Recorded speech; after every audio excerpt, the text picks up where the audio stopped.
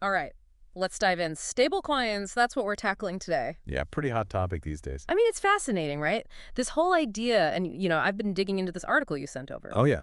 From Learn Crypto 101, Stablecoins Explained, it's called. USDT, USDC, DAI, the whole shebang. The big three. The big three. And, if anyone out there listening wants to really grasp, what's going on in finance these days, stablecoins, gotta understand it. Yeah, definitely a key piece of the puzzle. So maybe just to start, for anyone who's maybe hearing the term for the first time, what are we even talking about? What are stablecoins? Well, think of it this way. You've got cryptocurrencies like Bitcoin, Ethereum, always going up and down like a roller coaster. Volatile, yeah. Exactly, volatile. Stablecoins, on the other hand, they're designed to, well, stay stable. Makes sense. They're usually pegged to something like the US dollar or, maybe a basket of commodities. So it's like a digital token that's trying to mirror the value of a more traditional asset. Right, exactly. But why? Why even bother? I mean, we have dollars. Why do we need a digital version that's, trying to do the same thing? Because with stablecoins, you get the stability of, say, the dollar, but you also tap into the advantages of cryptocurrency. Okay, I'm listening. Think about it. Decentralization, security, fast transactions, low fees, all that good stuff. So it's like having your cake and eating it too. You get the stability, but also the cool features of crypto. Yeah, that's the idea. It's like a bridge between the traditional financial world and this new crypto frontier.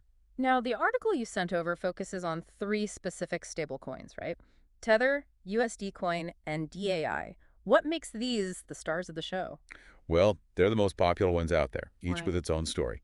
Tether, USDT as it's known, it was one of the first on the scene. The OG stablecoin? Yeah, you could say that. Pegged to the US dollar, aims to maintain that 1.1 ratio. Widely used, especially for trading. Got it. But there have been some questions about its transparency, how they manage their reserves. Yeah. Transparency, yeah, that's a big one in this space.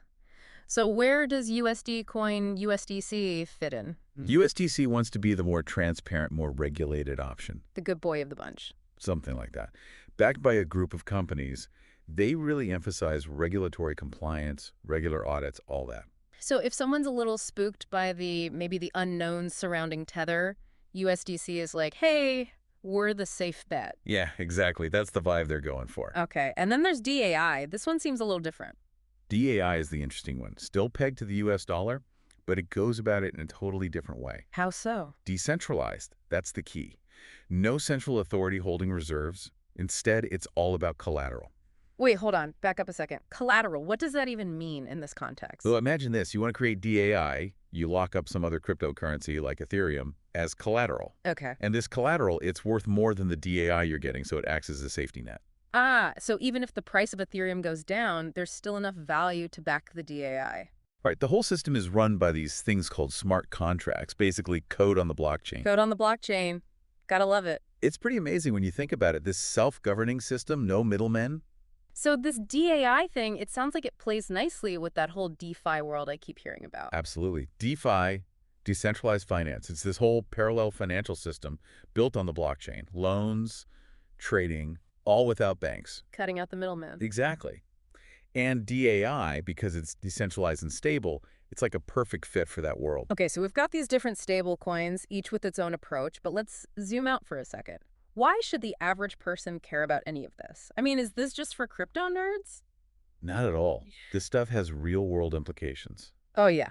Give me an example. Take a look at countries with hyperinflation.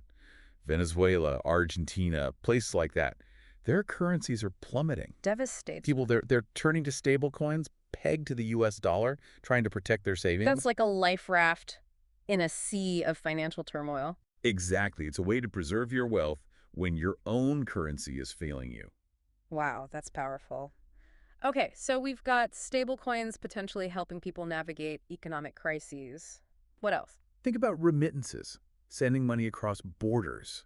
It's slow, it's expensive, lots of fees. Yeah, it's a pain. Stablecoins can streamline that whole process, making it faster and cheaper for people to send money back home to their families. That's huge, especially for migrant workers who rely on those remittances. Exactly.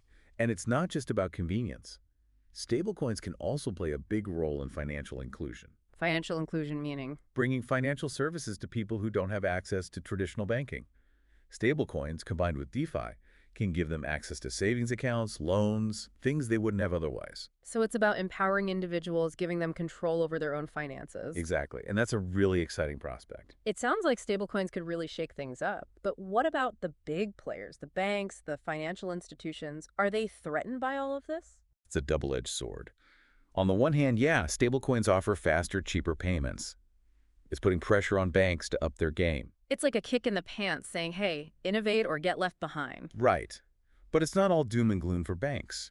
There's also a lot of potential for collaboration, for finding new ways to integrate stablecoins into their existing systems. So maybe it's less about disruption and more about adaptation. I think that's a better way to look at it. It's about finding ways to work together to leverage the strengths of both traditional finance and this new crypto world.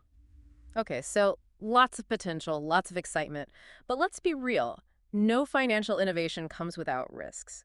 What are some of the potential downsides we need to be aware of? Well, one of the big ones is transparency, especially with stablecoins pegged to fiat currencies. You need to be sure that the companies behind them actually have the reserves they claim. So it all comes down to trust. Absolutely. Without trust, the whole system could crumble. Security is another big concern. Stablecoins rely on smart contracts. And as we've seen in the past, smart contracts can be vulnerable to hacks. Right, because even the most sophisticated code can have flaws. Exactly. And then there's the whole regulatory landscape, which is still very much in flux. Governments are still trying to figure out how to deal with all of this. Exactly. So there's a lot of uncertainty, which can make it difficult for businesses and investors to operate. It sounds like we're standing at a crossroads with stablecoins. A lot of potential, but also a lot of risks that need to be carefully considered. That's a good way to put it. And that's why it's so important to have these conversations, to understand the complexities, the possibilities, the potential pitfalls. Well, we've covered a lot of ground just in this first segment, but I feel like we're just scratching the surface. We've only just begun. We'll delve deeper into the future of stablecoins, explore the regulatory challenges, and discuss what all of this means for you in the next segment. So stick around. Lots more to come. It is, isn't it? It's a wild ride, for sure. So let's talk about that ride, the future. Where do stablecoins go from here? 5, 10 years down the line, are we all using them? Are they still like a niche thing for the crypto crowd? Well, it's tough to say for sure. I mean, it's still early days, right? Like we're in the wild west of finance right now, still figuring things out. Exactly. It's kind of like the internet back in the 90s. Just a bunch of academics and techies messing around. And now look, we can't live without it. Right. So who knows what stablecoins will become? But I think there's a good chance they'll become more and more integrated into our lives. So you're thinking mainstream adoption, eventually. I think so, yeah. I mean, look at what's happening already. Visa, MasterCard, they're exploring stablecoin integrations. Those are big names. And you've got companies like Facebook, or Meta as they call themselves now, pouring money into stablecoin projects. Yeah, they're all in on this metaverse thing. Exactly. So the momentum is definitely building. But, of course, there are still challenges. Like that whole regulation thing we touched on earlier. How do you see that playing out? Regulation? Yeah, that's the big question mark. Governments are scrambling, trying to figure out how to handle all of this. It's like they're trying to fit a square peg into a round hole. Yeah, kind of. They want to encourage innovation, but they also want to protect consumers. It's a tough balance to strike. Too much regulation, you stifle growth. Too little, and you risk chaos. Exactly. So it's going to be interesting to see how it all unfolds. In the U.S., for example, there's this debate about whether stablecoins should be treated like securities. Ah, so that whole are they a security or not debate, the classic. Yeah, that one never gets old. And depending on how that shakes out, it could have huge implications for the industry. So everyone's watching closely, waiting to see what happens. Absolutely. And it's not just a U.S. thing, it's global. The Financial Stability Board, they're working on recommendations for stablecoin regulation worldwide. Makes sense. I mean, stablecoins don't really care about borders, do they? Nope, they're borderless by nature. So, yeah, international cooperation is going to be key. Okay, so lots of regulatory uncertainty still. But let's zoom out a bit again. You talked about financial inclusion, stablecoins bringing financial services to those who don't have access to traditional banking. Can you unpack that a bit more? Sure. You know, there are billions of people around the world who are basically shut out of the financial system. No bank accounts, no credit, no way to invest. It's like they're invisible to the traditional financial world. Exactly. But stablecoins and DeFi, they have the potential to change all that. Imagine being able to send money anywhere in the world instantly for practically nothing. Or get a loan without having to deal with a bank. Right. It can be revolutionary, truly empowering for individuals. Sounds amazing, but I have to ask, are there any risks to consider with this, this rapid expansion of financial services? Of course, there are always risks. One concern is that the DeFi space is still relatively unregulated. It's the Wild West out there. So potential for scams, fraud, all that fun stuff. Yeah, unfortunately. So it's important for people to be cautious. Do their research before jumping in head first. Don't put all your eggs in one basket. Exactly. And on the regulatory side, finding that balance between fostering innovation and protecting consumers is going to be crucial. All right, so we've talked about regulation, financial inclusion, but there's another interesting concept you mentioned earlier, tokenization. Stablecoins facilitating the tokenization of real-world assets. What's that all about? Tokenization is basically taking a real-world asset, like a piece of real estate or a stock, and representing it as a digital token on a blockchain. So instead of having a paper stock certificate, you have a digital token that represents your ownership. Right. And because it's on a blockchain, you can trade it more easily, 2147, on a global market. So it's like bringing liquidity to traditionally illiquid assets. Yeah, exactly.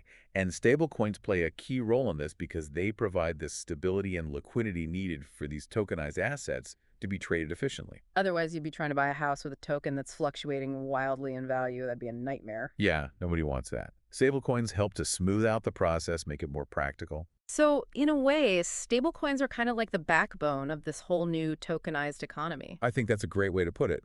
They're the foundation upon which a more efficient and accessible financial system can be built. Okay, so we've covered a lot of ground, but I want to bring it back to our listener for a second. If someone's hearing all of this for the first time and they're intrigued, where should they go to learn more? What advice would you give them? I'd say, first of all, be curious, but also be cautious. Do your research.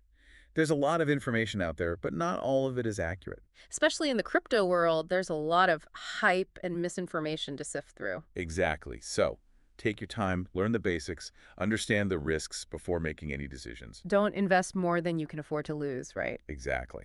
And beyond the financial aspects, I think it's important to think about the bigger picture. Stablecoins, they're not just about making money.